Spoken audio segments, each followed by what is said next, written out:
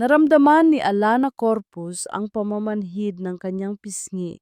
Hindi siya nakakilos, hindi siya makahinga. Bumalik ang lahat ng sakit, ang lahat ng pang-aalipusta na pinilit niyang ibaon sa limot sa loob ng maraming taon. Sa harap ng napakaraming tao, sa gitna ng isang granding event, sa isang five-star hotel, nakatayo si Doña Remedios Monteclaro, taas noo, habang ang mga salita nito ay tumatagos sa kaibuturan ng kanyang kaluluwa. Tingnan niyo ang babaeng ito, Doña Remedios Espat, ang boses nito ay may halong pagkadiri. Sa dinami-dami ng bisita ni Mr. De Los Reyes, bakit ito pa? Isang babaeng galing sa putikan, isang labandera, higit sa lahat, isang walang awang inang iniwan ang kanyang anak. Nag-init ang mga mata ni Alana, parang libu-libong karayom ang tumusok sa kanyang puso. Nagsimulang magbulungan ang mga tao, ang bawat titig nila ay parang naghuhukay ng libingan para sa kanya. Gusto niyang sumigaw, gustong ipagtanggol ang sarili, pero walang lumabas na kahit anong salita sa kanyang lalamunan. Parang pinusasan ang dila niya. Ang init ng dugo na umaakyat sa kanyang mukha ay hindi dahil sa galit, kundi sa matinding hiya. Buong akala niya ay kaya na niyang harapin ang nakaraan, pero sa sandaling ito, mas masakit pa ito kaysa dati. At huwag niyo ring kalimutan, dagdag ni Sofia Monteclaro, ang anak ni Doña Remedios, na may mapanuyang ngiti sa kanyang labi. Siya rin ang babaeng may bahid ng kasong pagnanakaw. Imagine that, sa isang charity event, naglalakad ang isang convicted thief. Kumalat ang bulungan, maging ang hangin sa paligid ay tila naupos, naging mabigat. Naramdaman ni Alana na unti-unting lumabo ang kanyang paningin. Kung may butas lang sana ang sahig, gusto niyang lumubog dito, maglaho. Ang nakaraang pinilit niyang itago, ang mga lamat sa kanyang pagkatao na akala niya ay natakpan na ng oras, ay ngayon lantaran at nagbabaga sa harap ng lahat. Ang bawat salita ay parang suntok sa kanyang sikmura, nagpapaalala sa lahat ng pagkakamali at kalungkutan na kanyang pinagdaanan. Isang matinding pait ang lumamon sa kanyang lalamunan. Ang pakiramdam ng pagiging walang silbi, ng pagiging isang dumi na hindi kailanman lilinis, ay bumalik. Ilang gabi na siyang umiiyak, ilang taon na siyang nagtatago, sa pag-asang matatakasan ang mga hatol ng lipunan. Pero ngayon, sa isang iglap, bumalik ang lahat. Ang pangungulila sa kanyang anak, ang sakit ng pag-iwan, ang kahihiyan ng pagiging mahirap, lahat ay sumabog. Ang mga Monteclaro, sa kanilang kayamanan at kapangyarihan, ay nagtagumpay sa muling pagdurog sa kanya. Sa tingin niyo ba, Doña Remedios, may karapatan kayong manghusga? Isang boses ang umalingaw-ngaw sa buong ballroom. Hindi ito malakas, ngunit puno ng awtoridad na nagpatahimik sa lahat. Napalingon ang lahat, pati na si Alana, sa pinanggalingan ng boses. Nasa stage, sa gitna ng spotlight, ay nakatayo si Gabriel Gab de los Reyes. Nakasuot siya ng isang mamahaling suit. Ang bawat galaw niya ay may tiwala at elegansya. May kakaibang kislap sa kanyang mga mata, isang halo ng seryosong awtoridad at malamig na pagbabanta, para siyang Diyos na bumaba mula sa Olympus. At lahat ng tao ay napako sa kinatatayuan. Ang puso ni Alana ay kumabog ng malakas. Si Gab de los Reyes, ang lalaking pinakasalan niya ilang linggo lang ang nakararaan, sa isang pribadong seremonya na tanging sila lang ang nakakaalam. Ang lalaking bigla na lang sumulpot sa buhay niya at nag-alok ng isang kasunduan na babago sa kanyang kapalaran. Isang kasunduan na akala niya ay magliligtas sa kanya, pero ngayon tila mas nagbaon pa sa kanya sa kahihiyan. Direktang tinitigan ni Gab si Doña Remedios. Bago kayo magpatuloy sa walang saysay na panghuhusga, ipaalala ko lang sa inyo ang ilang bagay. Ang boses niya ay kalmado, ngunit may nakatagong lamig na nagpatahimik sa buong silid. Una, walang sino man sa inyo ang may karapatang magsalita tungkol sa pagkatao ni Alana. Napahawak si Alana sa kanyang dibdib. Bakit? Bakit niya ito ginagawa? Ikalawa, patuloy ni Gab at tila tumigil ang mundo. Si Alana Corpus ay ang aking asawa. Bumalik ang bulungan, mas malakas, mas magulo. Ang mga mata ni Doña Remedios ay nanlaki sa gulat, habang si Sofia ay parang namutla at hindi makapaniwala. Ang lahat ng mata ay nakatingin kay Alana, hindi na may pang-aalipusta, kundi may matinding pagtataka at gulat. Hindi lang iyan, dagdag pa ni Gab at lumakad papalapit kay Alana. Inabot niya ang kamay niya at sa pagkakataong ito, pakiramdam ni Alana ay may kuryenteng dumaloy sa kanyang mga ugat. Siya rin ang pinakamalaking individual shareholder sa Delos Reyes Industries at ang Vice President ng bago nating proyekto, ang Project Lumina. Isang collective gasp ang umalingaw-ngaw sa ballroom. Si Alana, ang labandera, ang inang iniiniwan ang anak, ang babaeng may bahid ng kasong pagnanakaw, nakaramdam si Alana ng pagkahilo. Ito ba ay panaginip, isang bangungot, o isang bagong laro na hindi niya maintindihan? Ang kamay ni Gab ay nakahawak pa rin sa kanyang kamay, mahigpit, para bang pinipigilan siyang maglaho. Ang init ng kanyang palad ay nagpapaalala kay Alana na ito ay tunay. Totoo ang lahat. Tumalikod si Gab, hinila si Alana palapit sa kanya at ngumiti sa mga Monteklaro. Kaya sa susunod na nais ninyong manghusga, anya, siguraduhin ninyong alam ninyo ang buong katotohanan. Hindi makapagsalita sina Doña Remedios at Sophia. Ang kanilang mga mukha ay namutla. Ang mga mata nila ay puno ng galit at kahihiyan. Hindi nila inaasahan ang ganitong pagbabago. Ang kanilang biktima ay biglang naging reyna. Naramdaman ni Alana ang lakas na dumaloy sa kanyang katawan mula sa pagkakahawak ni Gab. Ngayon, siya na ang tinitingnan ng lahat, hindi na may pang-aalipusta, kundi may paghanga at matinding pagtataka. Pero sa gitna ng lahat ng ito, isang katanungan ang umikot sa kanyang isip. Sino ka ba talaga, Gabriel de los Reyes? Bakit mo ito ginagawa? Ito ba ay panaginip o simula ng isa pang bangungot na mas masahol pa sa kanyang nakaraan?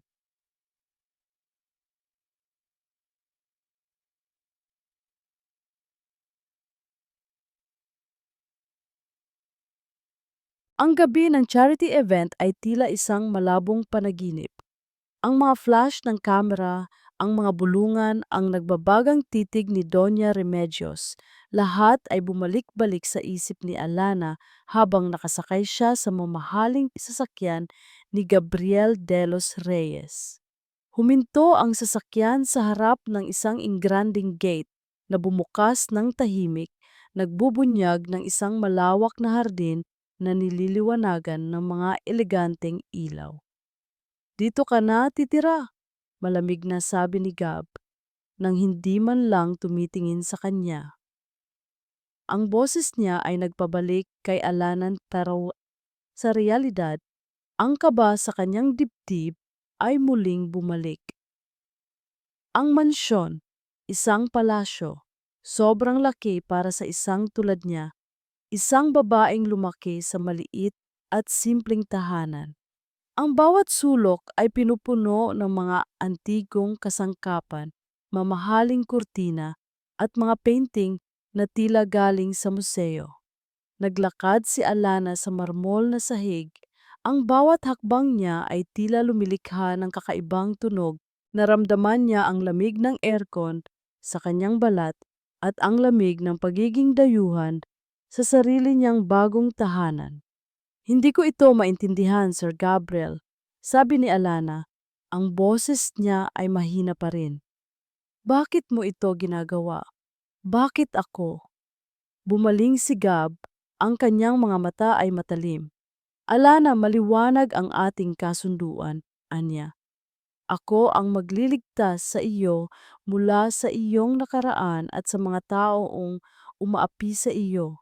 Ikaw naman, kailangan mong magpanggap na aking asawa at gampanan ang iyong papel sa kumpanya. Naglakad siya patungo sa isang bar cabinet at kumuha ng isang baso.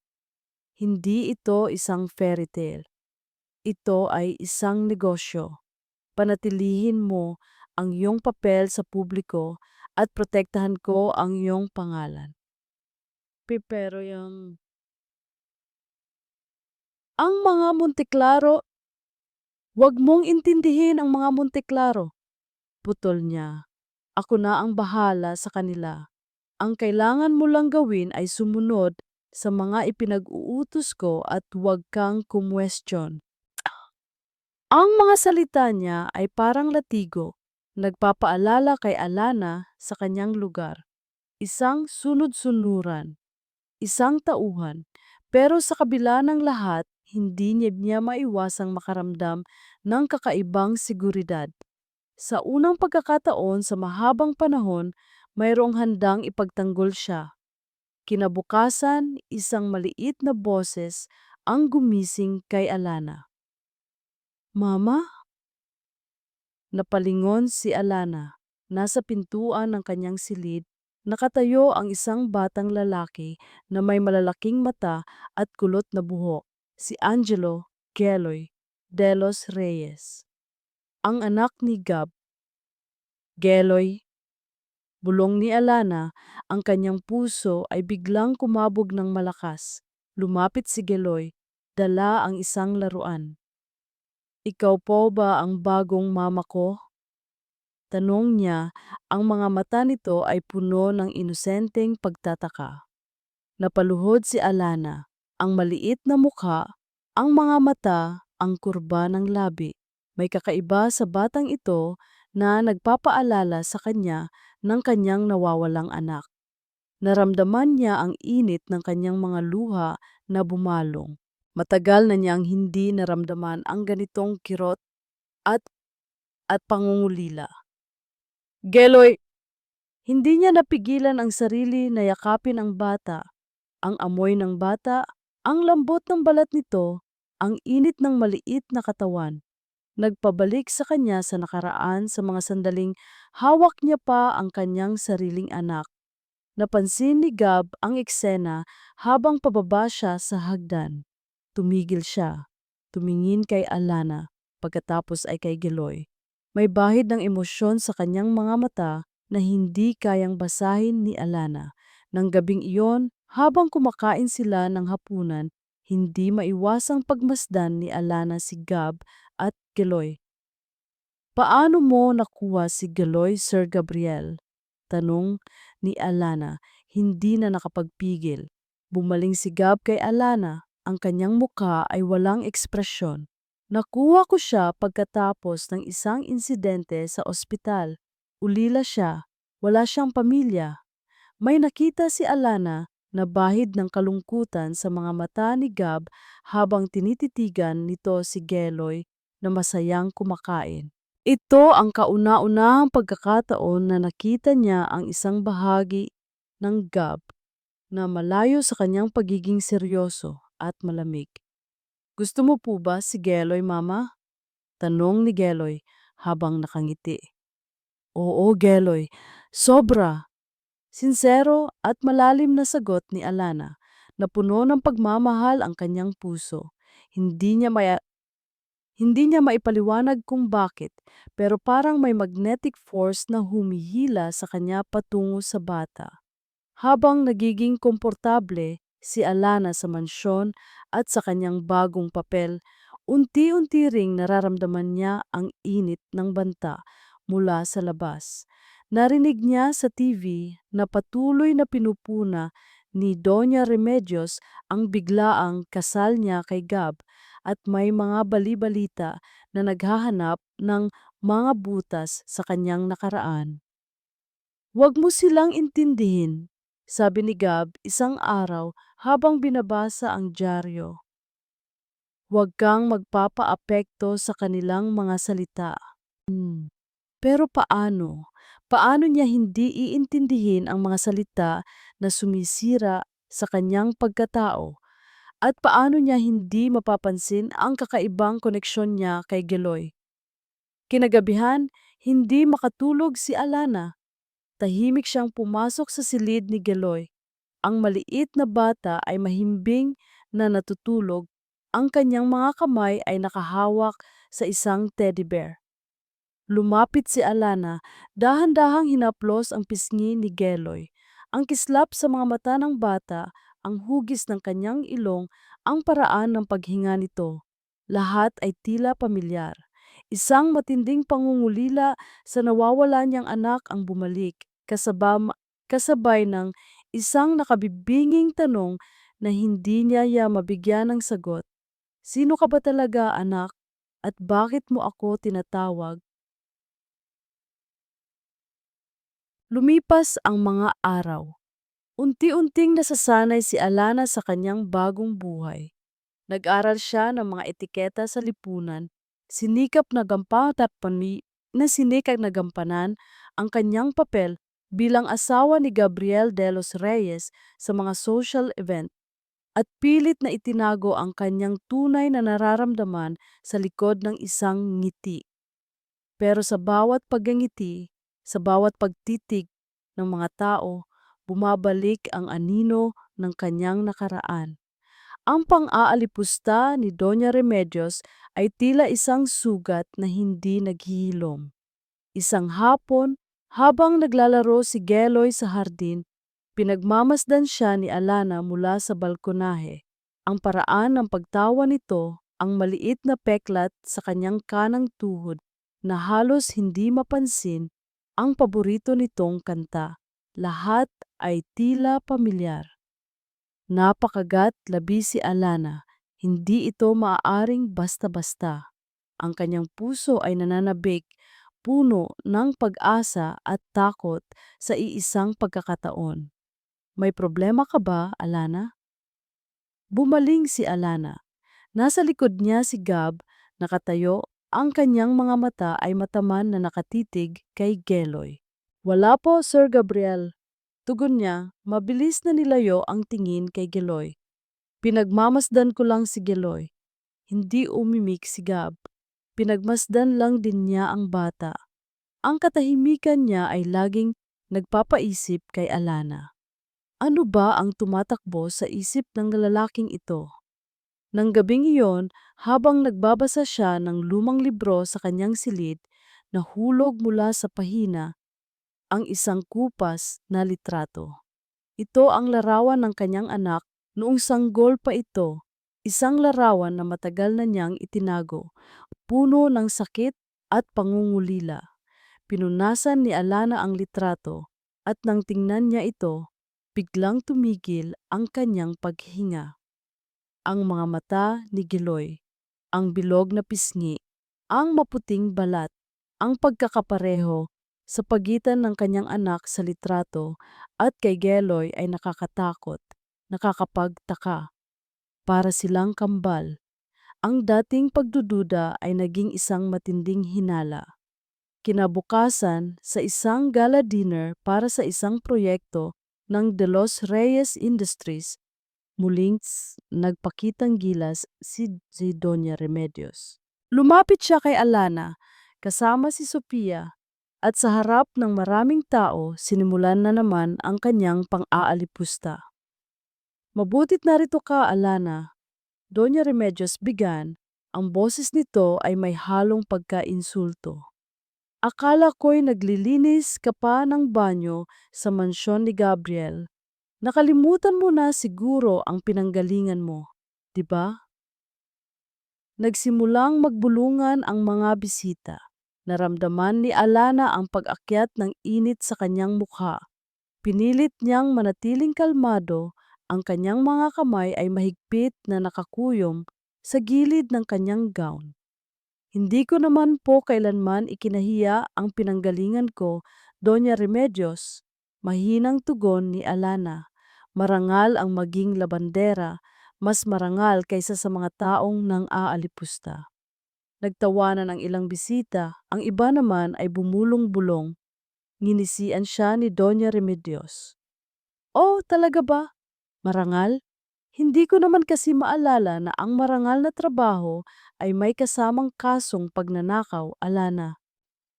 Madiin ang bawat salita ni Doña Remedios. Sinadyang iparinig sa lahat. Hindi ba't may insidente sa iyong dating pinagtatrabahuhan na umalis ka ng biglaan dahil may nawala? Napatigil si Alana ang kasong pagnanakaw. Ang lihim na akala niya ay ligtas na nakabaon. Paano nalaman ni Doña Remedios yon? Tingnan mo naman ang mukha niya, Mama. Sabi ni Sophia, tumatawa. Halatang guilty. Ang mga akusasyon ay mananatiling akusasyon hanggat walang matibay na ebidensya, Doña Remedios. Mula sa likuran, muling umalingaw-ngaw ang boses ni Gab. Naglakad siya papalapit at sa bawat hakbang niya, pakiramdam ni Alana ay may pader na humaharang sa mga Monte Claro. Ang mga isyu sa nakaraan ni Alana ay pribado. Patuloy ni Gab, ang kanyang tingin ay matalim na nakatuon kay Doña Remedios. At bilang asawa niya, responsibilidad kong protektahan siya mula sa mga taong nagnanais sirain ang kanyang reputasyon. Kung may katanungan kayo, maaari ninyong idulog sa akin. Huwag ninyong gambalain ang aking asawa. Nagulat ang lahat. Maging si Doña Remedios ay napatigil sa pag-atake. Walang magawa ang mga Monteclaro laban kay Gab na tila may hindi nakikitang kalasag. Niyaya ni Gab si Alana palayo. Iniwan ang mga Monteclaro na namumutla sa galit. Sa kotse pauwi, tahimik si Alana. Gusto niyang magtanong, gusto niyang malaman kung paano nalaman ni Doña Remedios ang tungkol sa insidente ng pagnanakaw. At bakit ganito ang pagtatanggol ni Gab sa kanya? Salamat, mahina niyang sabi. Parte ito ng kasunduan. Walang emosyong tugon ni Gab.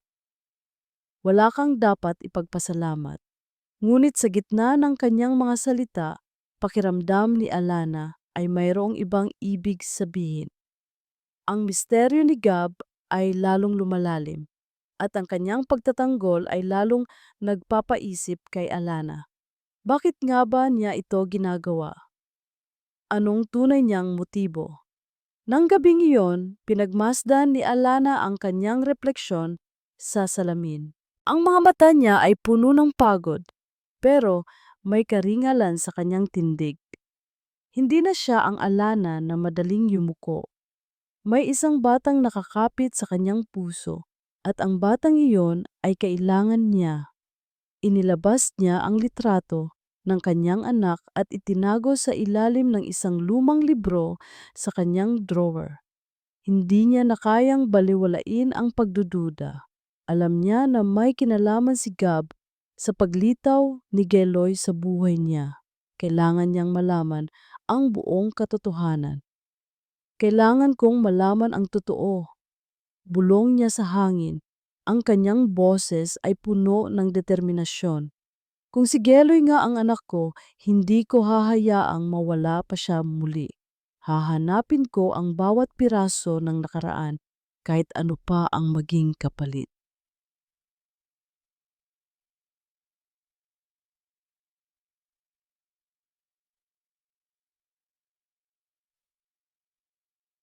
Nasa library si Gabriel Gab de los Reyes, nakatayo sa harap ng malawak na bintana.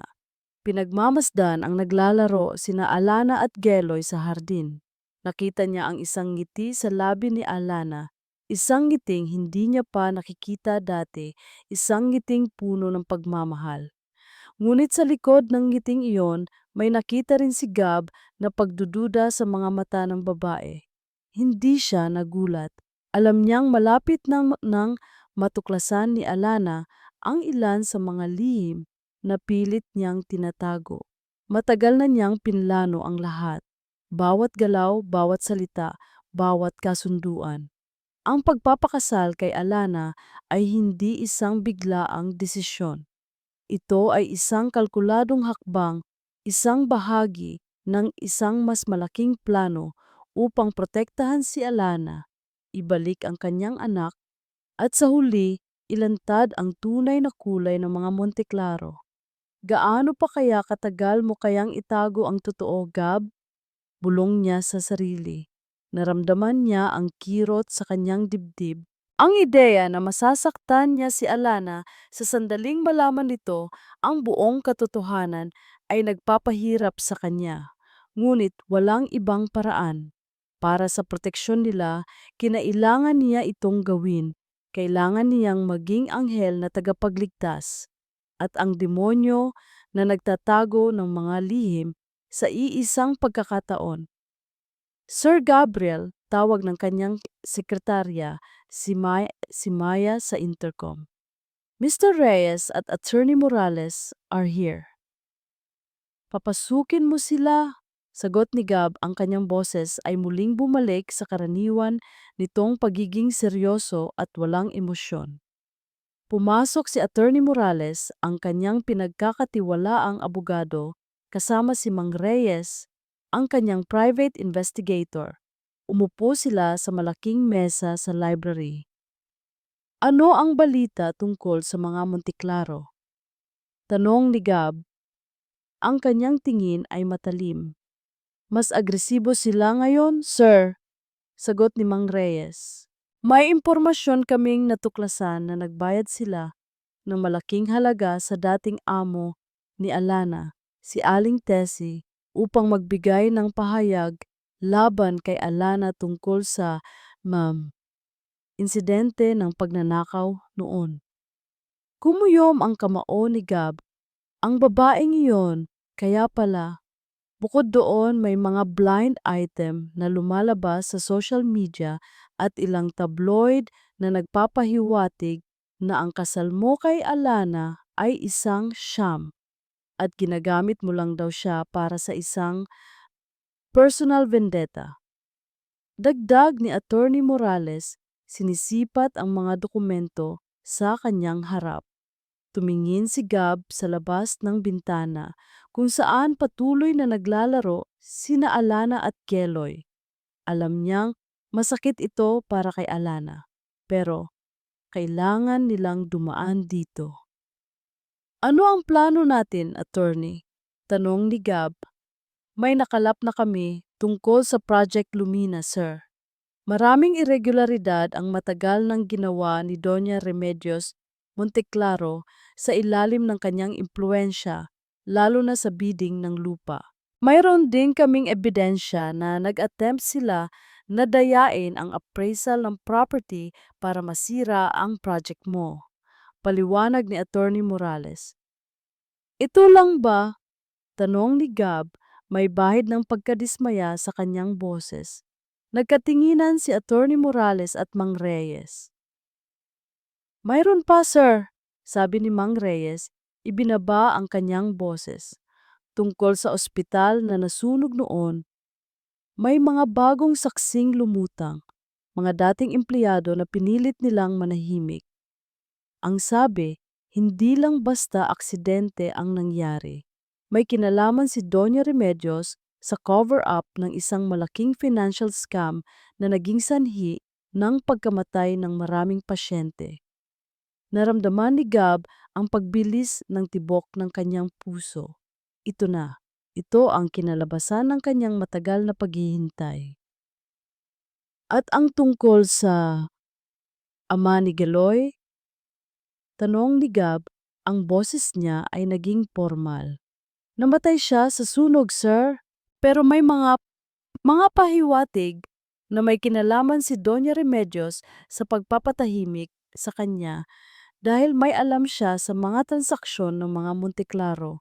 Siya raw ang contact person ng Monteclaro sa ospital. Bulong ni Mang Reyes. Ginamit si Alana bilang pawn para hindi magsalita ang ama ni Geloy at para mapunta sa kanya ang inheritance ng ama ni Geloy. Ang huling mensahe sa cellphone ng ama ni Geloy ay para kay Alana, na sinasabing humingi ng tulong at inakusahan si Doña Remedios na nagtatago ng kung ano. Kumuyom ang kamao ni Gab. Kaya pala, ang lahat ay nakahanay, ang koneksyon, ang galit ni Doña Remedios kay Alana. Ang dahilan kung bakit naglaho ang ama ni Geloy. Ilahad nyo ang lahat ng impormasyon, utos ni Gaba. At maghanda tayo. Gusto kong buong buo ang kaso laban kay Doña Remedios. Wala tayong pwedeng kalimutan. Pero sir, kung ilalabas natin ang lahat, lalabas din ang katotohanan tungkol kay Geloy at Alana. Paalala ni Attorney Morales. Hindi ba't masakit yon para kay Alana? Lalo na ang katotohanan na alam mo na ang lahat mula pa sa simula. Alam ko, mahinang tugon ni Gab, at haharapin ko ang galit ni Alana. Ang mahalaga ay ang proteksyon nila at ang katarungan para sa mga Monteclaro. Ang mga Monteclaro ang tunay na halimaw na sumira sa napakaraming buhay. Ngunit sa loob niya, may pait. Paano niya ipapaliwanag kay Alana ang lahat? Paano niya ipagtatanggol ang kanyang sarili nang hindi masisira ang tiwala na unti-unting nabubuo sa pagitan nila? Bumalik si Gab sa bintana, pinagmamasdan sina Alana at Geloy, ang kanyang mga mata ay puno ng determinasyon. Malapit na, Doña Remedios. Malapit mo nang pagbayaran ang lahat ng kasamaan mo. Pero sa kanyang kalooban, isang tanong ang hindi niya mabigyan ng sagot. Paano ko ipapaliwanag kay Alana ang lahat ng hindi niya ako kamumuhian?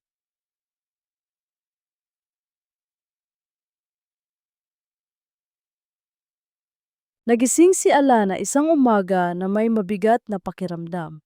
Ang litrato ng kanyang anak, ang pagkakapareho nito kay Geloy, at ang misteryosong pagkatao ni Gabriel, lahat ay tila isang malaking palaisipan na bumabagabag sa kanyang isip. Hindi niya na kayang itago ang kanyang pagdududa. Mayroon siyang dapat malaman. Isang hapon, habang si Gab ay nasa kumpanya at si Geloy naman ay nasa klase, nagpasya si Alana na simulan ang kanyang sariling imbestigasyon. Naghahanap siya sa library ni Gab na halos hindi niya pa nagagalaw simula nang lumipat siya doon. Alam niyang may tinatago si Gab at naniniwala siyang ang mga lihim na iyon ay nakatago sa pagitan ng mga aklat at dokumento. Sa isang estante na puno ng lumang libro, nakita ni Alana ang isang kahon. Nakatago ito sa likod ng malalaking ensiklopedya. Dahan-dahan niya itong binuksan. Sa loob, may mga luma at kupas na dokumento, ilang mga clipping ng dyaryo at isang folder na may nakasulat na Ospital Sunog 20 Kex. Kinuha niya ang folder. Ang bawat pahina ay parang tumutukoy sa isang bangungot na matagal na niyang pinilit kalimutan. Mga larawan ng nasunog na ospital, listahan ng mga biktima at mga ulat ng imbestigasyon. Ang kanyang mga kamay ay nanginig habang binabasa niya ang mga pangalan. At doon, sa isang nakapirmang report, nakita niya ang isang maliit na larawan. Isang babaeng halos hindi na makilala, nakamukha niya at isang sanggol sa kanyang kandungan. Nakasulat sa ilalim ng larawan. Unknown female and infant rescued from Unit 3B. Ang kanyang hininga ay huminto. Hindi ito maaari. Unit 3B. Iyon ang lugar kung saan siya nanganak noon. Iyon ang ospital na nasunog.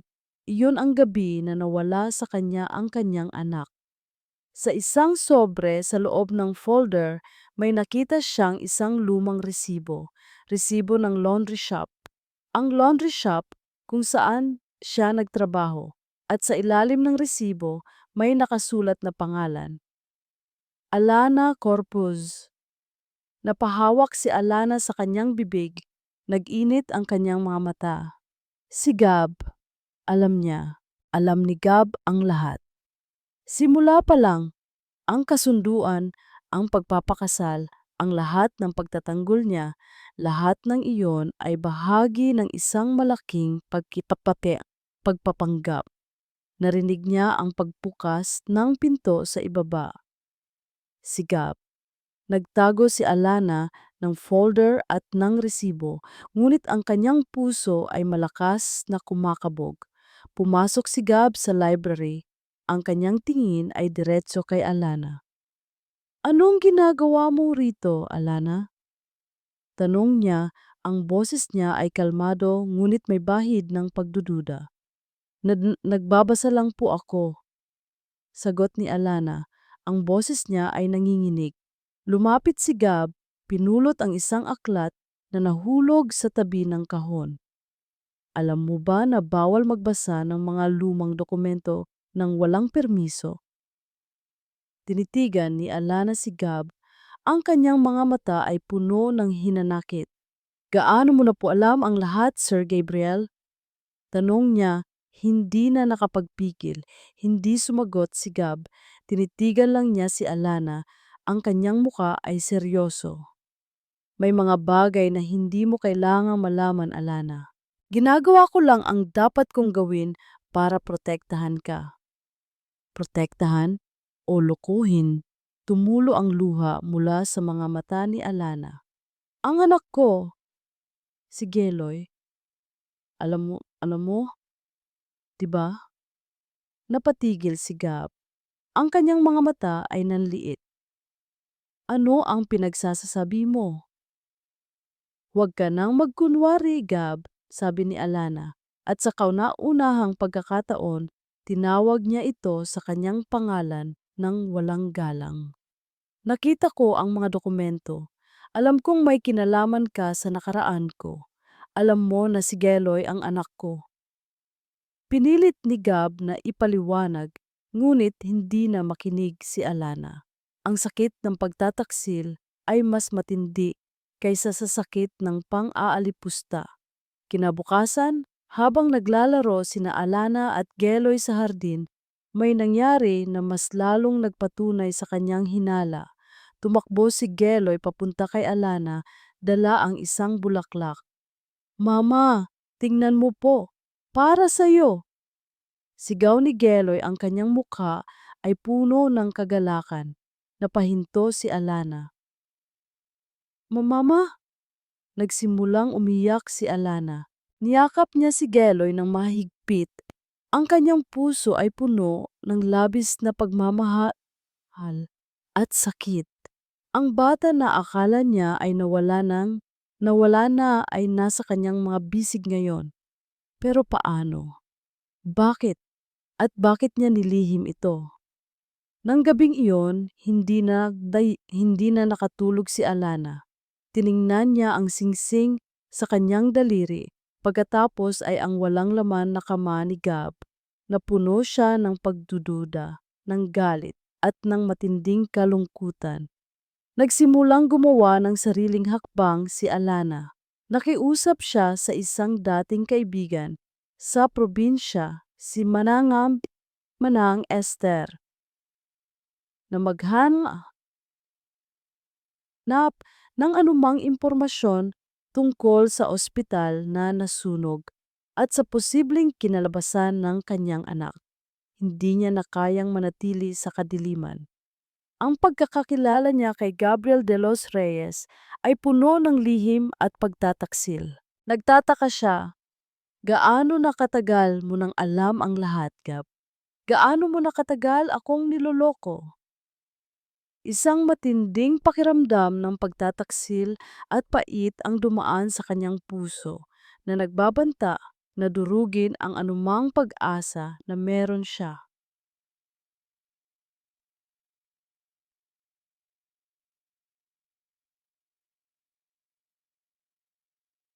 Ang mundo ni Alana ay umiikot.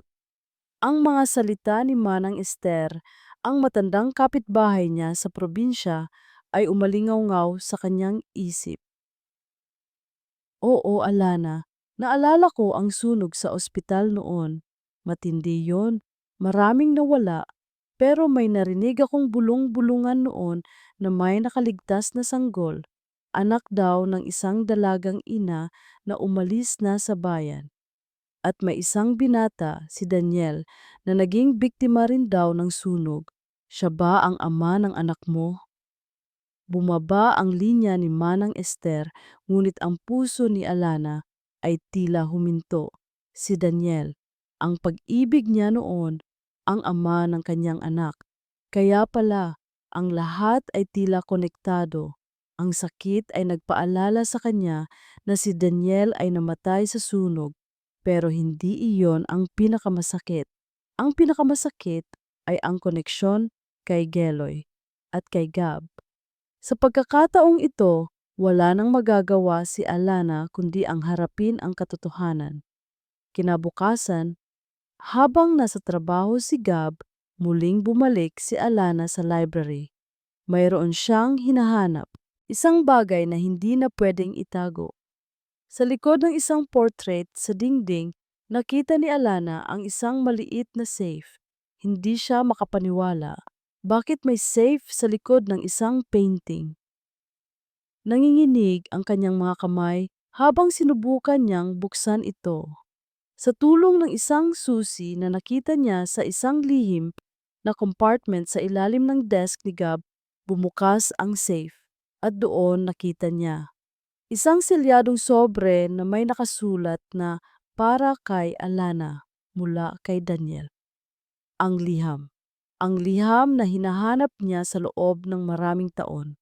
Ang liham na naglalaman ng huling salita ni Daniel na nagsasabing tinulungan siya ng isang kaibigang nagngangalang Gabriel upang hanapin siya at mayroon siyang mahalagang impormasyon tungkol sa mga Monteclaro at isang transaksyon sa ospital na kailangan niyang malaman. May isa pang folder. Sa loob nito, isang opisyal na dokumento. Ang DNA result. Ang pangalan niya, ang pangalan ni Geloy. At ang resulta ay 100% na tugma. Si Geloy. Siya ang anak niya, ang anak na nawala sa kanya. At si Gab, alam niya. Alam ni Gab ang lahat simula pa lang. Ang kanyang pag-iisip ay nagulo. Ang lahat ng pagtatanggol ni Gab, ang lahat ng kabaitan niya, ang lahat ng kasunduan. Isang malaking pagpapanggap. Ginawa siyang tanga. Narinig niya ang pagbukas ng gate. Si Gab, nagtago si Alana ng mga dokumento. Ngunit hindi niya maitago ang kanyang galit, ang kanyang sakit. Naglakad siya pababa, diretso sa sala kung saan nakaupo si Gab, nagbabasa ng dyaryo. Gab, tawag ni Alana, ang kanyang boses ay nanginginig sa galit. Tumingin si Gab. Nagulat siya sa nakita. Ang mga mata ni Alana ay namumula, puno ng luha at hinanakit. Alam mo ang lahat, bulong ni Alana. Ang kanyang boses ay halos hindi na marinig. Alam mo na si Geloy ang anak ko, at alam mo na ikaw ang nag-orchestrate ng lahat mula sa simula. Tumayo si Gab, ang kanyang muka ay seryoso. Alana, hayaan mong ipaliwanag ko. Ipaliwanag, sumigaw si Alana, ang kanyang mga kamay ay mahigpit na nakakuyom. Anong ipapaliwanag mo? Na ginamit mo ako, na ginawa mo akong laruan sa laro mo, na pinaniwala mo ako na ikaw ang tagapagligtas ko, samantalang ikaw pala ang mas malaking sinungaling? Hindi, Alana, hindi iyan ang intensyon ko. Lumapit si Gab sa kanya. Ginawa ko ang lahat para protektahan ka, para ibalik sa iyo si Geloy, para ipaghiganti ang pagkamatay ng ama niya at ang pagdurusa mo. Ibinato ni Alana ang sobre ng DNA result sa dibdib ni Gab. Protektahan sa pamamagitan ng pagtatago ng anak ko sa akin sa loob ng maraming taon, sa pamamagitan ng paggawa ng isang pekeng kasal? Sino ka sa tingin mo? Diyos, na may karapatang magpasya sa buhay ko at sa anak ko? Bumagsak ang mga luha ni Alana. Ang sakit ng pagtataksil ay humigit pa sa anumang pang-aalipusta na natanggap niya. Ang tao na pinaniwalaan niyang magliligtas sa kanya ay siya ring naging sanhi ng mas malalim na sugat. Nalaman ko ang tungkol sa iyo at kay Daniel. Ang aksidente sa ospital, ang mga Monte Claro. Alam ko ang lahat, Alana. Sabi ni Gab, ang kanyang boses ay puno ng pighati. Gusto kong siguraduhin na ligtas ka at si Geloy bago ko ibalik sa iyo ang lahat.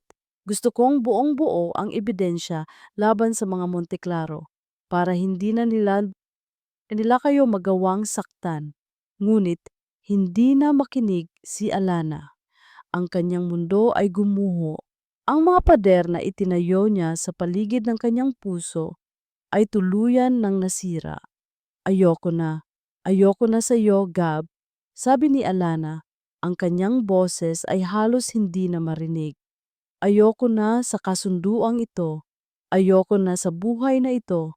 Kung ang totoo ay masakit, mas gugustuhin ko nang bumalik sa pinanggalingan ko kaysa manatili sa isang kasinungalingan. Umakyat siya sa hagdan, diretso sa kanyang silid. Kinuha niya ang kanyang lumang bag at inilagay ang ilang damit. Ang mga mamahaling damit na binigay ni Gab ay iniwan niya. Ang singsing sa kanyang daliri ay binunot niya at inilapag sa kama. Hindi niya ito pagmamayari. Hindi siya pagmamayari ni Gab. Alana, huwag. Sumigaw si Gab habang humahabol sa kanya sa hagdan. Huwag kang umalis. Hindi mo nauunawaan ang lahat. Mapanganib sa labas. Ngunit hindi na lumingon si Alana. Ang tanging nararamdaman niya ay ang kirot sa kanyang puso. Ito ay mas matindi pa sa anumang naramdaman niya noon. Ang galit, ang sakit, ang pakiramdam na ginamit. Lumabas si Alana sa mansyon, sa gitna ng malamig na gabi. Hindi niya alam kung saan pupunta, tanging ang kirot sa kanyang puso ang nararamdaman. Mas gugustuhin ko pang apihin kaysa lokohin ng akala kong nagmamahal sa akin.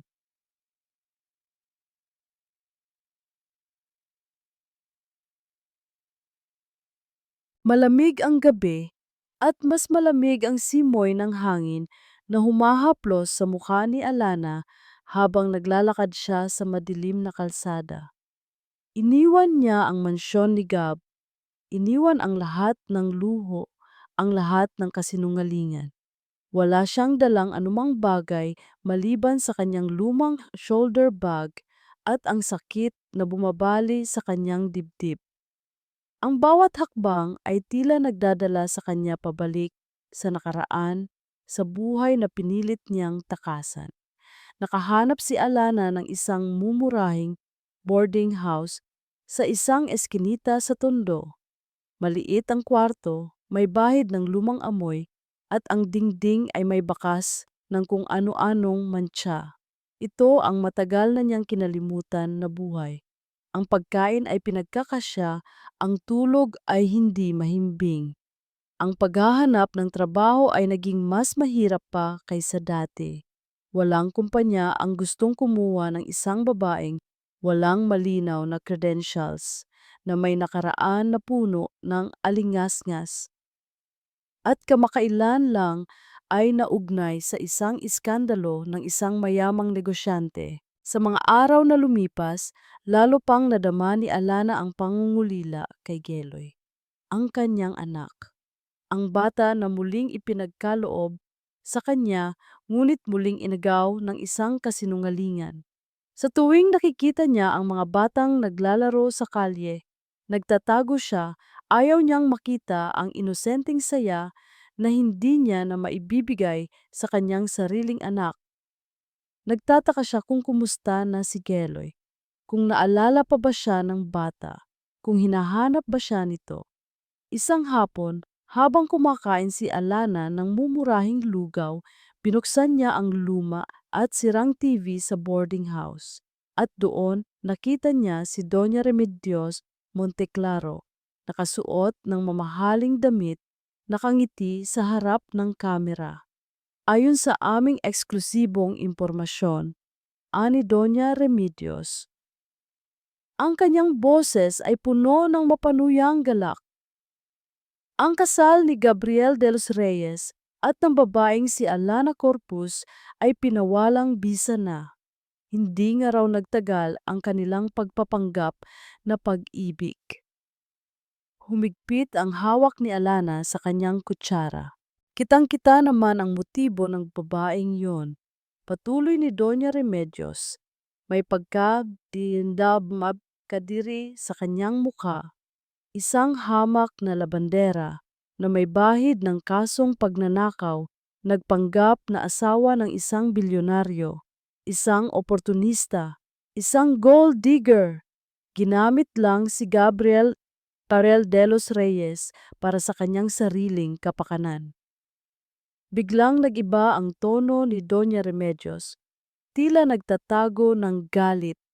At ang pinakamasakit, anya, ay ang paggamit niya sa inosenteng bata, si Angelo. Isipin niyo, sinabi niya raw na siya ang tunay na ina ng bata sa kabila ng katotohanan na si Gabriel ang nagligtas at nagpalaki rito. Hindi ba't isang malaking kasinungalingan iyan? Isang pagtatangka na agawin ang bata mula sa pamilyang nagmahal at nag-aruga sa kanya para itong suntok sa kanyang sikmura. Ang mga salita ni Doña Remedios ay tila lason na kumalat sa buong katawan ni Alana. Ang lahat ng tao sa boarding house ay nagbubulungan, tumitingin sa kanya, tila kinukumpirma ang bawat masasakit na salita ni Doña Remedios. Napatingin si Alana sa mga tao, naramdaman niya ang kanilang panghuhusga, ang kanilang pagkaawa na mas masakit pa kaysa galit. Tumakbo si Alana pabalik sa kanyang kwarto. Ang kanyang mga kamay ay mahigpit na nakatakip sa kanyang bibig, pinipigilan ang kanyang hikbi. Binuksan niya ang kanyang lumang cellphone at doon nakita niya ang mga balita sa social media, mga headline na naglalaman ng pangalan niya, mga larawan niya at mga komento ng mga tao na nagbabato ng puot at pagkadiri. Babaeng walang hiya, dapat ipakulong. Isang ina na iniwan ang kanyang anak, ngayon inaagaw pa ang anak ng iba. Para itong libu-libong karayom na tumutusok sa kanyang balat, sa kanyang puso, ang mundo ay tila gumuho sa kanyang harapan. Wala na siya, walang trabaho, walang dangal, walang asawa.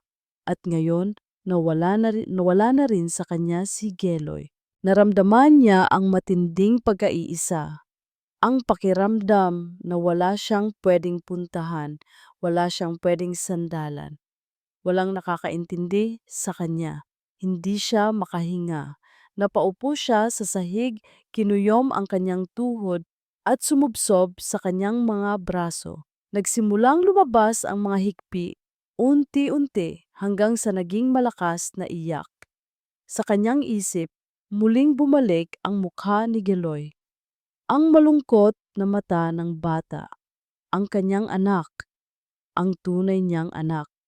Sa labas ng kanyang bintana, nakita ni Alana ang isang larawan sa isang lumang dyaryo.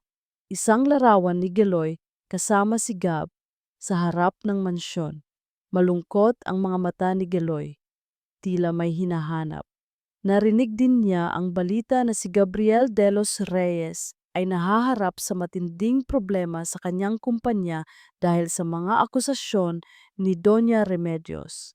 Ginagamit ng Monteclaro ang lahat ng kanilang kapangyarihan upang sirain si Gab. Ang kanyang espiritu ay nadurog. Nawala na ang lahat. Bulong niya, ang kanyang boses ay basag. Nawala na ang anak ko. Nawala na ang pamilya na akala ko ay akin na. Nawala na ang pag-asa. Pero habang nakikita niya ang mukha ni Geloy sa dyaryo, may isang maliit na kislap ng apoy ang unti-unting sumiklab sa kaibuturan ng kanyang puso. Ito ay maliit, halos hindi na makita, ngunit naroon. Kailangan kong lumaban. Sabi niya, ang kanyang boses ay mahina pa rin, ngunit may bahid na ng bagong determinasyon. Hindi ko hahayaang manalo sila sa pagkuha sa anak ko at sa pagwasak sa buhay ko. Hindi ako susuko. Umuulan. Tumutulo ang tubig mula sa bubong ng De Los Reyes Corporate Building. Ang loob ng conference room ay kasing lamig ng panahon. Nakaharap si Gabriel Gab de los Reyes sa kanyang legal team. Ang kanyang mukha ay seryoso at walang emosyon, ngunit sa loob niya isang malaking unos ang nagaganap. Sir, malala ang sitwasyon, paliwanag ni Attorney Morales. Ang kanyang boses ay puno ng pag-aalala. Ang mga Monteclaro ay ginagamit ang lahat ng kanilang koneksyon. Ang Project Lumina ay pinipilit nilang ipasara. Mayroon din silang motion to revoke your adoption rights over Giloy. Kumuyom ang kamao ni Gab, iyon ang pinakamasakit. Ang banta sa kinabukasan ni Geloy, ang kinabukasan ng kanyang anak-anakan, ang bata na tinuring na niyang sariling dugo.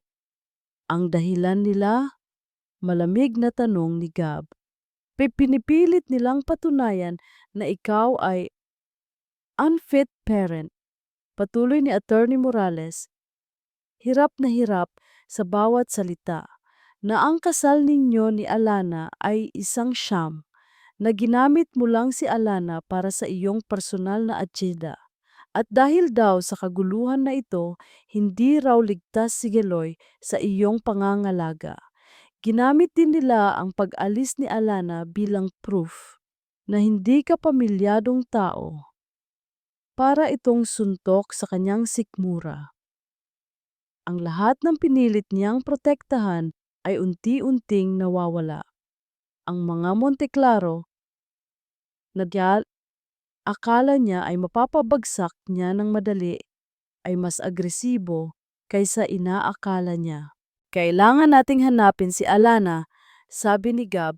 Ang kanyang boses ay mababa ngunit puno ng awtoridad. Siya lang ang makakapagpatunay ng totoo. Sinubukan na namin, sir, sagot ni Mang Reyes. Pero parang naglaho sa lupa. Walang nakakaalam kung nasaan siya. Hindi siya nagpakita sa kanyang pamilya sa probinsya. Wala sa mga dating kaibigan. Parang ayaw niya nang magpakita. Napahilamos si Gab sa kanyang mukha. Naramdaman niya ang matinding pagkaawa at pagsisisi. Ang lahat ng kanyang plano, ang lahat ng kanyang proteksyon ay nagdulot lang ng sakit kay Alana. At ngayon, wala na si Alana. Hanapin ninyo siya. Sa anumang paraan, utos ni Gab. Kailangan kong ipaliwanag ang lahat sa kanya. Kailangan niya akong pakinggan. Gabi na. Narinig ni Gab ang report mula kay Mang Reyes. Isang boarding house sa Tondo. Isang Alana Corpus ang nakita doon. Kaagad siyang umalis. Nagmamaneho si Gab, ang kanyang puso ay malakas na kumakabog. Naramdaman niya ang kaba, ang takot na hindi na siya pakinggan ni Alana, ang takot na tuluyan na siyang kinamuhian ni Alana.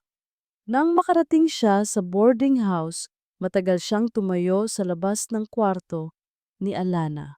Narinig niya ang mahinang pag-iyak sa loob. Ang kanyang puso ay nadurog. Siya ang dahilan ng paghihirap ni Alana. Kumatok si Gab, walang sumagot. Kumatok ulit siya. Sa wakas, bumukas ang pinto. Nakita niya si Alana. Payat, malungkot at ang kanyang mga mata ay puno ng pighati. Hindi na siya ang Alana na nakita niya sa mansyon. Ito ang Alana na puno ng sugat at sakit. Ano na naman ang gusto mo? Malamig na tanong ni Alana. Hindi man lang siya tiningnan. Alana, pakiusap, makinig ka sa akin, sabi ni Gab. Ang kanyang boses ay puno ng pagsusumamo. Wala na akong gustong marinig mula sa iyo, Gab, tugon ni Alana. Sinira mo ang buhay ko, ginawa mo akong laruan sa laro mo. Hindi, hindi totoo yan, sabi ni Gab, at sa kauna-unahang pagkakataon, naramdaman niya ang matinding pagkaawa sa kanyang sarili. Alana, lahat ng ginawa ko ay para sa iyo at para kay Geloy. Hinila ni Gab ang isang bag mula sa kanyang likod. Ito ay puno ng mga dokumento. Umupo siya sa sahig at ipinakita ang mga papeles kay Alana. Alam ko na mahirap itong intindihin, pero kailangan mong malaman ang buong katotohanan, sabi ni Gab. Hindi lang basta aksidente ang nangyari sa ospital noon. Ito ay isang cover-up. Ipinakita niya ang mga ulat ng investigasyon, ang mga lihim na dokumento, ang mga bank statement. May koneksyon ang mga Monteklaro sa ospital. Sa pamamagitan ng isang serye ng fraud at corruption, nagkaroon sila ng malaking kita. At ang sunog sa ospital ay sinadya upang burahin ang lahat ng ebidensya. Napatulala si Alana at ang ama ni Geloy, si Daniel, patuloy ni Gab. Nasa ospital siya noon. May nalalaman siya sa mga transaksyon ng mga Monteklaro. Mayroon siyang ebidensya na pwedeng magpabagsak sa kanila. Pipinatahimik nila siya, Alana. Hindi lang basta namatay si Daniel sa sunog. Pinatay siya ng mga Monteklaro. Bumagsak ang luha ni Alana. Ang sakit ay mas matindi pa sa inaakala niya. Ang ama ng kanyang anak, pinatay. At ang mga Monteklaro ang may kagagawan. At ikaw? Tanong ni Alana. Ang kanyang boses ay nanginginig. Ano ang kinalaman mo dito? Ang aking pamilya, sabi ni Gab. Ang kanyang boses ay puno ng pighati. Ang aking ama ay isa sa mga biktima ng fraud ng mga Monteklaro. Nawala ang lahat sa kanya. At sa huli, namatay siya sa sakit ng puso dahil sa mga Monteklaro. Simula noon, nagplano na akong maghiganti. Gusto kong ilabas ang lahat ng kasamaan ng mga Monteklaro. Inilahad ni Gab ang mga litrato, ang mga ebidensya ng pagtatago ni Doña Remedios sa mga impormasyon tungkol kay Geloy. Ang mga transaksyon na nagpapakita ng kanyang koneksyon sa ospital. Ang lahat. Nang makita ko si Geloy sa ospital, matapos ang sunog, alam kong anak mo siya. Nakita ko ang mga detalye sa kanyang wristband, ang kanyang birth date. Kaya ko siyang ampunin, sabi ni Gab. Ang kanyang mga mata ay puno ng sakit. Gusto kong ibalik siya sa iyo. Gusto kong protektahan kayong dalawa. Pero hindi ko magagawa kung ilalabas ko agad ang lahat. Kailangan kong tipunin ang lahat ng ebidensya. Kailangan kong siguraduhin na hindi na kayo muling masasaktan ng mga Monteklaro. Ang lahat ng kasinungalingan, ang kasal, ang pagpapanggap, lahat ng iyon ay para sa inyong proteksyon, Alana. Hindi ako nagsisisi sa aking intensyon, pero nagsisisi ako sa sakit na naidulot ko sa iyo. Pakiusap, maniwala ka sa akin. Pakiusap, Alana, tulungan mo ako para kay Giloy, para kay Daniel, para sa katarungan. Tinitigan ni Alana ang mga dokumento. Ang mga ebidensya ay hindi maipagkakaila. Ang sakit na naramdaman niya sa pagtataksil ni Gab ay unti-unting napalitan ng pagkabigla at matinding galit sa mga Monteclaro.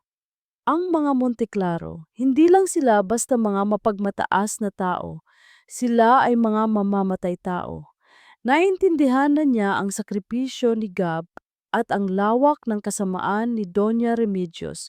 Ngunit kaya ba niyang patawarin siya pagkatapos ng lahat? Ang pagtataksil ay masakit. Ngunit ang paghihiganti sa mga Monteclaro ang katarungan para kay Daniel at ang kinabukasan ni Geloy. Ito ang mga bagay na mas mahalaga. Isang malaking tanong ang bumalot sa kanyang isip at ngayon kinailangan niyang magdesisyon. Susuko ba siya o lalaban? Matagal na katahimikan ang bumalot sa maliit na silid. Ang tanging naririnig ay ang patak ng ulan sa bubong at ang mabibigat na hininga ni Alana. Nakahandusay sa sahig ang mga dokumento, ang mga larawan, ang mga patunay ng kasamaan ng mga Monteclaro. Ang mga salita ni Gab ay umalingaw-ngaw sa kanyang isip, naghahalo sa sakit ng pagtataksil at sa matinding galit sa katotohanan. Tiningnan ni Alana si Gab. Payat siya, ang kanyang mga mata ay puno ng pagod at bighati. Alam ni Alana na totoo ang sinasabi nito. Ang sakit sa boses niya, ang kanyang pagsisisi ay hindi maaring peke. Ngunit paano niya mapapatawad ang isang taong labis na nanakit sa kanya kahit na ang intensyon nito ay para sa kanyang kabutihan? Ang pagmamahal kay Geloy. Iyon ang bumalik sa kanya, ang tunay na nagtulak sa kanyang puso, ang bata na dinala niya sa kanyang sinapupunan, ang dugo't laman niya, ang anak niya. Ang sakit ng pagtataksil ay mabigat, ngunit ang sakit ng mawalan ng anak at ang pagnanais na ipaghiganti ang ama nito ay mas matimbang. Nais niyang ipagtanggol si Geloy at bigyan ng katarungan si Daniel. Nakita niya ang sakripisyo ni Gab. Ang lalaking ito ay ibinigay ang lahat, maging ang kanyang pagkatao para sa kanila. Alam ko na ginawa mo ang lahat para sa amin, Gab. Mahina niyang sabi, at sa kauna-unahang pagkakataon, ang kanyang boses ay walang galit, tanging pighati. Pero hindi mo dapat inilihim sa akin ang lahat. Hindi mo dapat pinaglaruan ang buhay ko, ang damdamin ko. Yumuko si Gab. Tama ka, Alana, wala akong karapatan na magdesisyon para sa iyo. Ang lahat ng aking kasalanan ay handa akong panagutan. Kung ayaw mo nang manatili sa piling ko, naiintindihan ko. Pero sana, bigyan mo ako ng pagkakataon na tulungan kang ibalik ang katarungan para kay Daniel at ibalik si Geloy sa iyo ng buong buo sa paraang hindi na siya magugulo ng mga Monteclaro kailanman. Tuminggala si Alana. Hindi ko pa kayang kalimutan ang sakit, Gab. Anya ang kanyang mga mata ay nagbabasa ng totoo. Pero alam kong kailangan natin ng katarungan. Kailangan natin si Geloy. At alam kong ikaw lang ang makakatulong sa akin para dito. Dahan-dahan, inabot niya ang isang dokumento sa sahig. Sabihin mo sa akin ang lahat ng detalye, Gab. Hindi na ako isang laruan, isang kapakapang pantay ang ating laban. Nagliwanag ang mukha ni Gab. Napatayo siya at tumango. Ito ang simula ng kanilang bagong alyansa.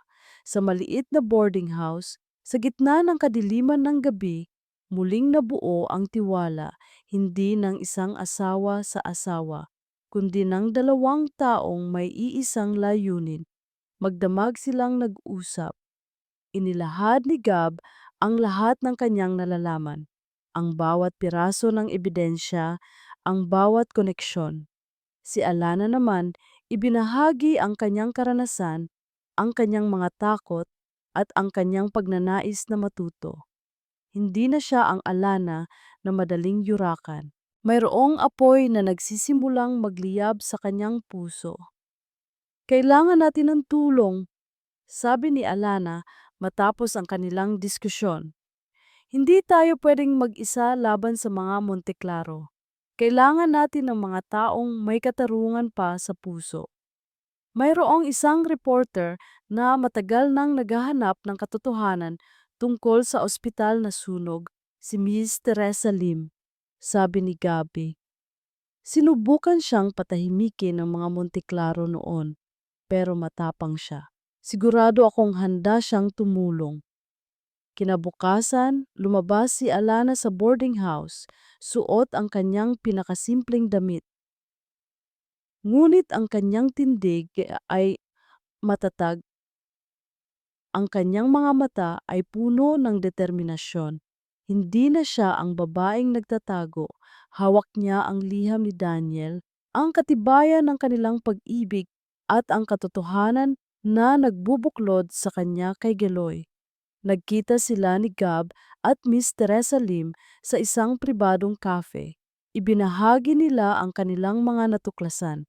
Hindi makapaniwala si Miss Lim sa lawak ng kasamaan ng mga Monteklaro. Nagpasya siyang tulungan sila. Sa hapong iyon, habang nag-eensayo sila ng kanilang mga presentasyon, isang litrato ni Geloy ang ipinakita ni Gab. Malungkot ang mga mata ng bata, ngunit mayroon ding kislap ng pag-asa. Para sa kanya, bulong ni Alana, habang nakatingin sa litrato.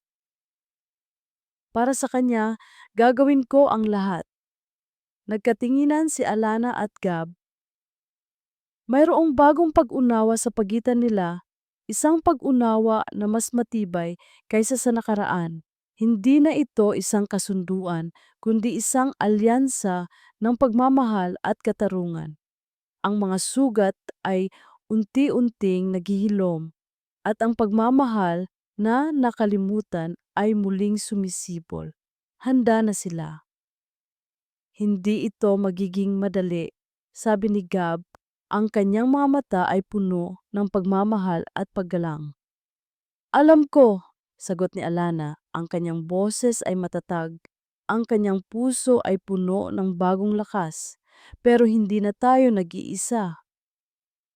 Ang plano ay nabuo. Ang mga ebidensya ay nakahanay. Ang katarungan ay malapit na. Handa na sila para sa huling laban. Ang paghaharap na magbabago sa kanilang lahat at maglalantad sa tunay na mukha ng mga halimaw.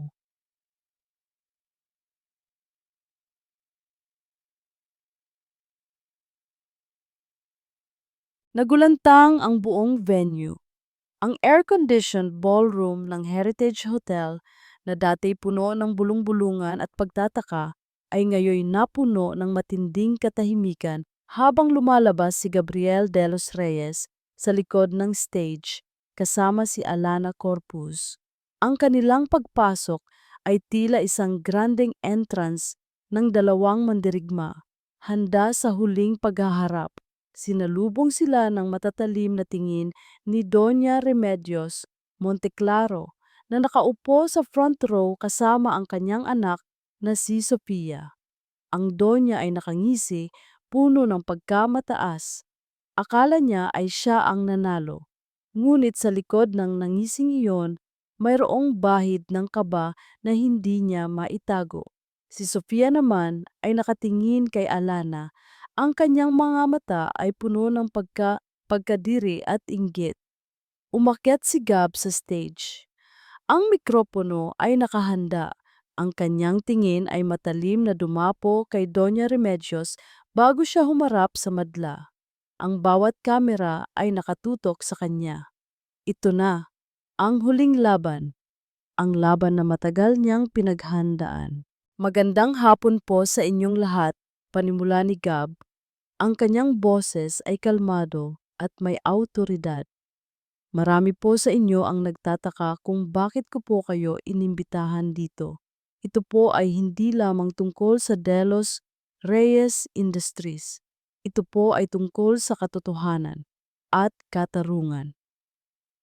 Binalot ng tensyon ang buong silid.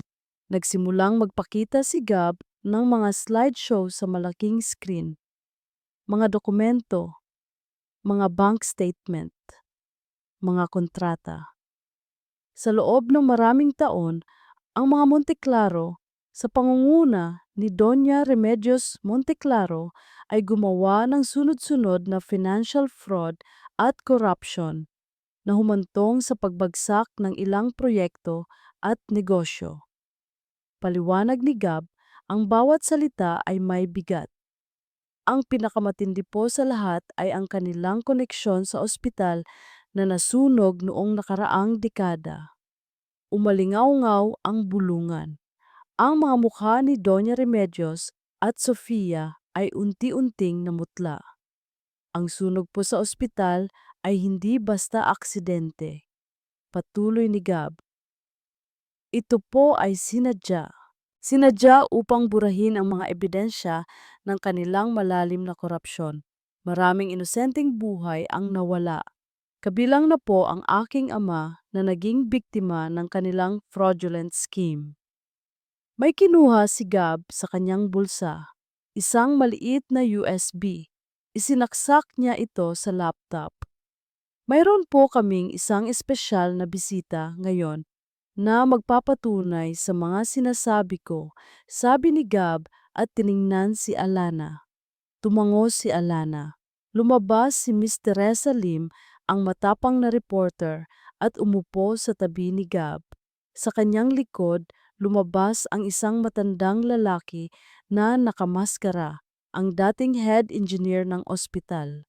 Ang taong ito po ay pinilit na patahimikin sa loob ng maraming taon, ani Miss Lim.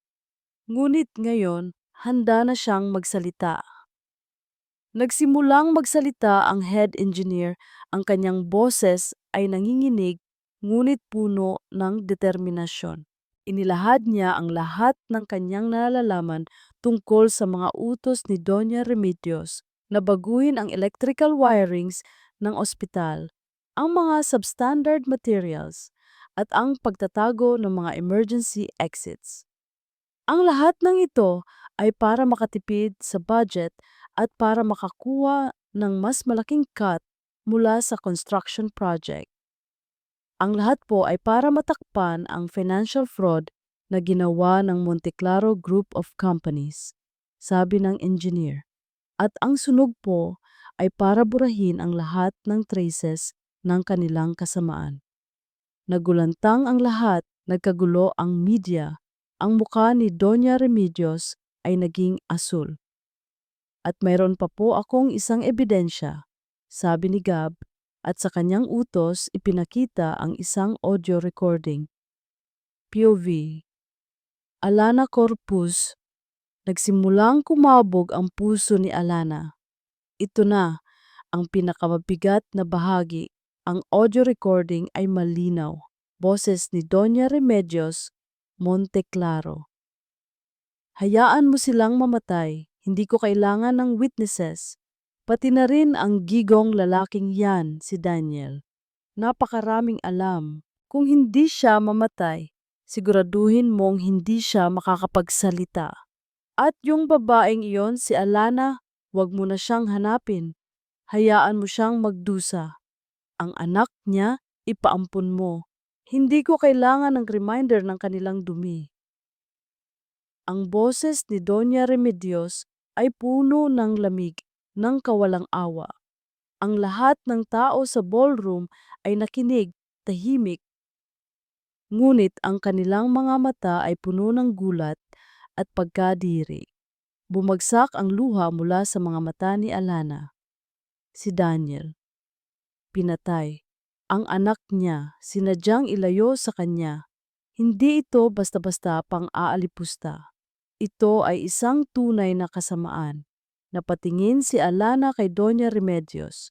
Ang Doña ay nakatayo na nanginginig Ang kanyang mga mata ay nanlalaki, ang kanyang mukha ay puno ng matinding galit at takot.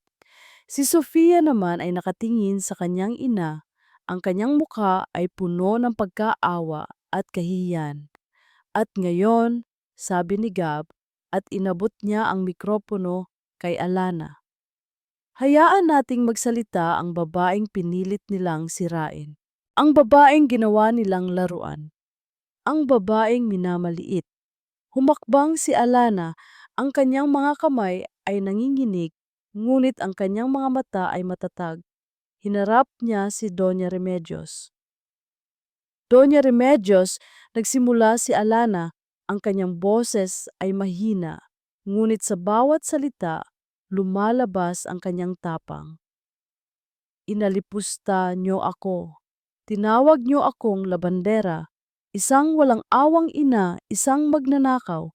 Pinilit niyo akong maniwala na wala akong halaga. Ngunit hindi niyo alam, Doña Remedios, na ang tunay na magnanakaw ay kayo. Ninakaw niyo ang katarungan, ninakaw niyo ang buhay ng mga inosente, ninakaw niyo ang ama ng anak ko, at pinilit niyo ring nakawin ang anak ko sa akin. Tumulo ang luha mula sa mga mata ni Alana. Ang anak ko, si Angelo, na tinuring ni Sir Gabriel bilang sarili niyang anak, ay ang dugo't laman ko, ang bunga ng pag-ibig ko kay Daniel. Ang batang pinilit niyong ilayo sa akin para lang matakpan ang inyong kasamaan. Pero ngayon, Doña Remedios, patuloy ni Alana, ang kanyang boses ay matatag na.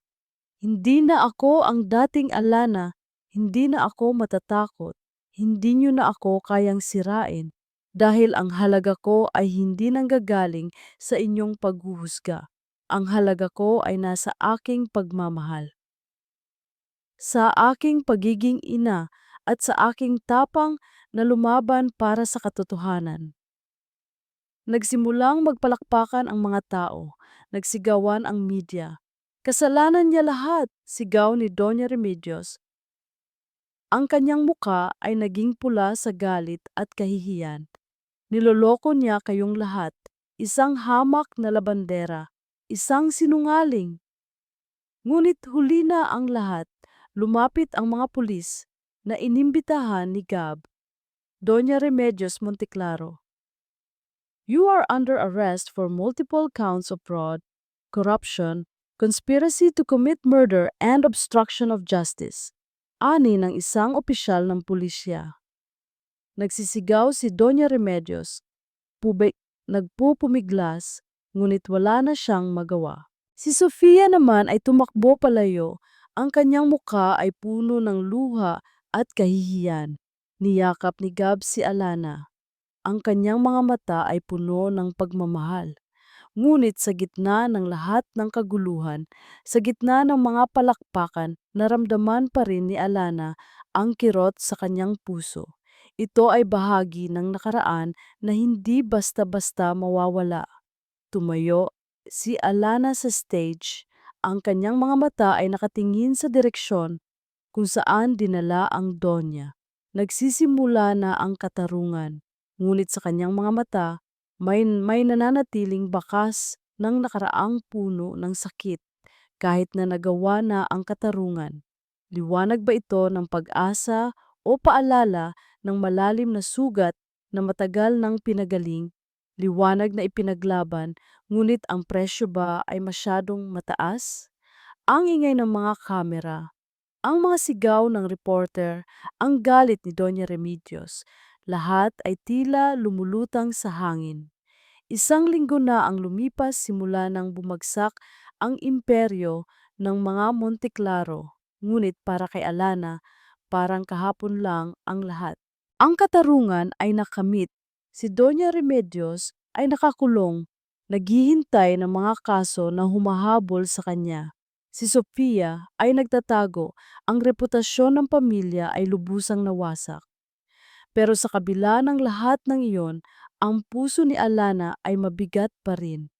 Ang sugat na iniwan ng pagtataksil, ng paglilihim, ay hindi pa tuluyang naghihilom. Isang umaga, tahimik na binuksan ni Alana ang pinto ng silid ni Geloy, ang kanyang anak, ang bata na muling ibinalik sa kanya. Nakaupo si Geloy sa kanyang kama, naglalaro ng kanyang mga laruan. Nang makita niya si Alana, lumiwanag ang muka ng bata. "Mama!" Sigaw ni Geloy at tumakbo papunta sa kanya. Niyakap ni Alana si Geloy ng mahigpit. Ang kanyang mga mata ay puno ng luha. "Anak ko," bulong niya, "mahal na mahal ka ni Mama." Umupo sila sa kama, hinaplos ni Alana ang buhok ni Geloy. "Alam mo ba anak," nagsimula si Alana, ang kanyang boses ay nanginginig, "na matagal na tayong nawalay sa isa't isa. Pero hindi ka kailanman nawala sa puso ko." Ikinuwento niya kay Geloy ang tungkol sa kanyang paghahanap, ang kanyang pangungulila, ang kanyang mga luha ay bumagsak sa buhok ng bata. Niyakap ni Geloy si Alana. "Miss na miss po kita, Mama," bulong ng bata. Hindi lang iyon ang naging daan sa paghihilom. Pagdating ni Gab galing trabaho, tahimik silang umupo sa hardin. Ang hangin ay sariwa at ang sikat ng araw ay humahaplos sa kanilang mga mukha. "Alana," nagsimula si Gab, ang kanyang boses ay puno ng pagsisisi. "Alam kong hindi sapat ang isang paumanhin para sa lahat ng sakit na naidulot ko. Nabulag ako sa kagustuhang maghiganti at protektahan kayo. Ang akala ko ang paglilihim ang tanging paraan. Pero mali ako. Hindi ko dapat pinagdudahan ang iyong lakas. Hindi ko dapat ipinagkait sa iyo ang katotohanan." Tiningnan ni Alana si Gab. Sa kanyang mga mata, nakita niya ang sinseridad. Ang lalaking ito ay ibinigay ang lahat. Ang kanyang pamilya, ang kanyang reputasyon, ang kanyang kalayaan. Lahat ay isinakripisyo para sa katarungan. "Mahirap, Gab," tugon ni Alana. Ang kanyang boses ay mahina pa rin. "Mahirap kalimutan ang pakiramdam ng pagiging niloko, pero alam ko na mahal mo si Geloy at alam kong ang intensyon mo ay para sa aming kabutihan. Pinatawad na kita, Gab," sabi ni Alana at inabot niya ang kamay ni Gab. Hawak kamay silang umupo, ang init ng kanilang mga palad ay nagpapaalala sa kanila ng kanilang bagong simula. Pero sana, simula ngayon, walang na tayong lihiman. Ang tiwala ang pundasyon ng isang pamilya.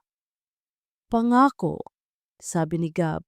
Ang kanyang mga mata ay puno ng pagmamahal. "Pangako, Alana, wala nang lihim, wala nang pagtatago. Ang bawat desisyon ay ating pag-uusapan, ating pagdadaanan ng magkasama." Hindi pa ganap na naghihilom ang lahat ng sugat, ngunit ang pagpapatawad ay isang hakbang patungo sa paggaling.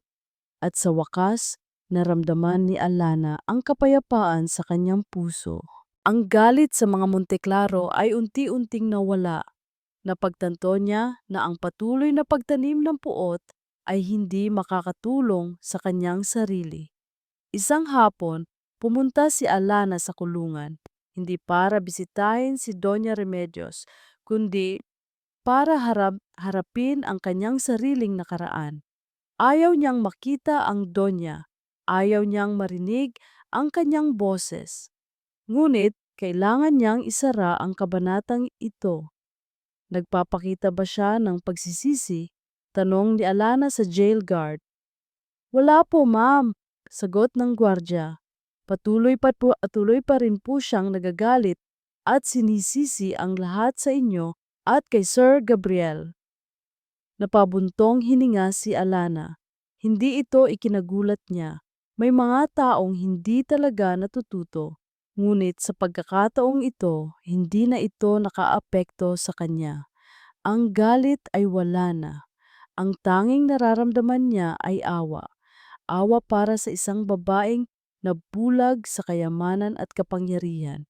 Sa pag-uwi niya, sinalubong siya ni Geloy at Gab sa pintuan. Niyakap niya silang dalawa, ang kanyang pamilya. Ang tunay niyang pamilya. Mula noon, muling binuo ni Alana ang kanyang buhay. Ang kanyang nakaraan ay nananatili, ngunit hindi na ito ang nagtatakda sa kanya. Ipinagpatuloy niya ang kanyang papel bilang VP sa Delos Reyes Industries. At sa bawat desisyon niya, naramdaman niya ang respeto at tiwala ng lahat. Hindi na siya ang babaeng minamaliit. Ang bawat gabi, bago matulog, kinukwentuhan niya si Geloy ng mga kwento ng kanyang kabataan, ng kanyang pamilya. Sa bawat kwento, naramdaman ni Geloy ang pagmamahal ng kanyang mama. Isang hapon, habang naglalaro sina Gab at Geloy sa hardin, pinagmamasdan sila ni Alana mula sa balkonahe. Si Gab ay nakangiti, tawa ng tawa habang hinahabol si Geloy. Si Geloy naman ay masayang masaya. Ang kanyang mga mata ay puno ng ningning. Ang kanyang puso ay puno ng pagmamahal at kapayapaan. Ito na ang lahat ng pinangarap niya. Ang pamilya na matagal na niyang hiniling, ang kapayapaan na matagal na niyang pinagdasal. Ito na ang lahat ng pinangarap ko. Bulong niya sa hangin habang pinagmamasdan ang kanyang pamilya. Ang mundo ay tila gumanda, ang bawat kulay ay naging mas matingkad, ang bawat tunog ay naging mas matamis. Ngunit sa likod ng lahat ng kapayapaan na ito, isang maliit na tanong ang nananatili sa kaibuturan ng kanyang iisip, tulad ng isang mahinang ihip ng hangin. Magtatagal kaya ang kaligayahan na ito o may bagong pagsubok na darating? Ang buhay ay puno ng hindi inaasahang pangyayari. Ngunit sa pagkakataong ito, alam ni Alana na handa na siyang harapin ang anumang pagsubok kasama ang kanyang pamilya.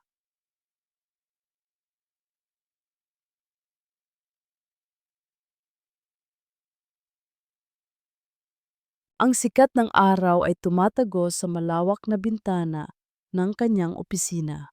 Nakaupo si Alana Corpus Platis de los Reyes sa swivel chair, nakatingin sa bustling cityscape sa ibaba. Hindi na siya ang Alana na nakaramdam ng hiya sa bawat tingin. Hindi na siya ang babaeng nagtatago sa anino ng kanyang nakaraan. Ang kanyang tindig ay matatag, ang kanyang mga mata ay puno ng katalinuhan at kumpiyansa. Bilang Vice President ng Project Lumina, na ngayon ay buong-buo ng lumalago sa ilalim ng pamamahala ni Gab, nagkaroon si Alana ng pagkakataong magbigay daan sa mga kababaihan na tulad niya. Nagsimula siya ng isang programa para sa mga single mothers at mga kababaihang biktima ng pang-aabuso at diskriminasyon. Ginagamit niya ang kanyang kwento, hindi upang ipagmalaki, kundi upang magbigay inspirasyon. Hindi ninyo kailangan na maging biktima ng inyong nakaraan, sabi niya sa isang seminar. Ang tunay na halaga natin ay hindi kailanman matutukoy ng kung ano ang sinabi ng ibang tao o ng mga pagkakamali natin.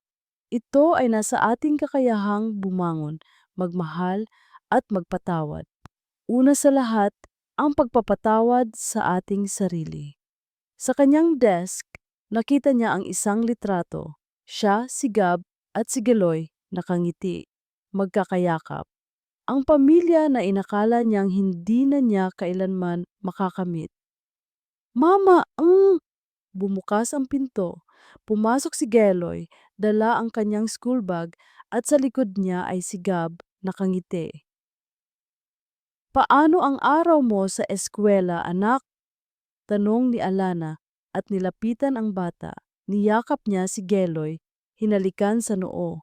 Ang bata na minsan ay inakala niyang nawala, ngayon ay nasa kanyang mga bisig, puno ng buhay at kagalakan. Okay lang po mama, mataas po ulit ang score ko sa science. Proud na sabi ni Geloy. Talaga? Very good anak, sabi ni Alana habang nakangiti. Hinarap niya si Gab.